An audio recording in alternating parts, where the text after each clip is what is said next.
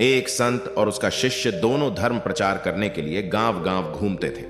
एक गांव में पहुंचे और एक कुटिया बनाकर उसमें रहने लगे। नगरवासी उनका बहुत सम्मान करते हैं और उन्हें भोजन इत्यादि देने के साथ साथ दान दक्षिणा भी दे दिया करते थे। एक दिन अचानक संत अपने शिष्य से कहने लगे, बेटा यहां बहुत दिन रह लिए, चलो अब कहीं और रहा जाए। शिष्य ने पूछा, क्यों गुरुदेव, यहां तो बहुत चढ़ावा आता है, क्यों ना कुछ दिन बाद चले, तब तक और चढ़ावा इकट्ठा हो जाएगा।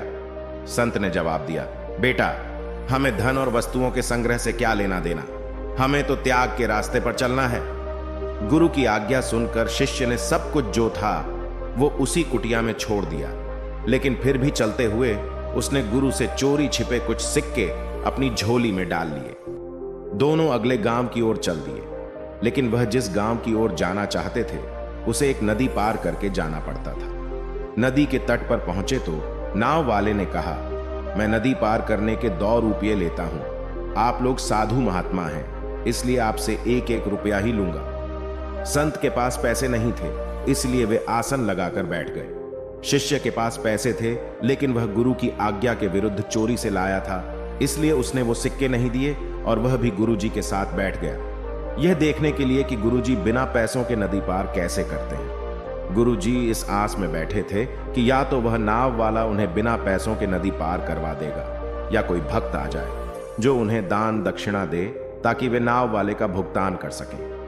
बैठे बैठे शाम हो गई, लेकिन गुरु जी का न तो कोई शिष्य आया, न नाव वाले ने बिना पैसे के नदी पार करवाने के लिए राजी हुआ। तो नाव वाले ने उन्हें डराते हुए कहा कि यहां रात को रुकना खतरे से खाली नहीं है, बेहतर यही होगा कि आप यहां से या तो नदी पार करके गंतव्य स्थान पर चले जाएं या जहां से आए थे वहीं चले जाएं। खतरे के नाम से शिष्य घबरा गया और उसने झट से अपने झोली से 2 सिक्के निकालकर नाव वाले को दे दिए। बदले में नाव वाले ने उन्हें नदी पार पहुंचा दिया। गुरुजी ने शिष्य से पूछा, तुमने गांव का चढ़ावा क्यों ले लिया?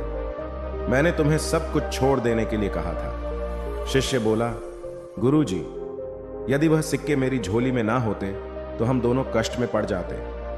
संत ने मुस्कुराकर कहा, जब तक सिक्के तुम्हारी झोली में थे तब तक हम कष्ट में ही थे। जैसे ही तुमने उन्हें बाहर निकाला हमारा काम बन गया, इसलिए त्याग में ही सुख है।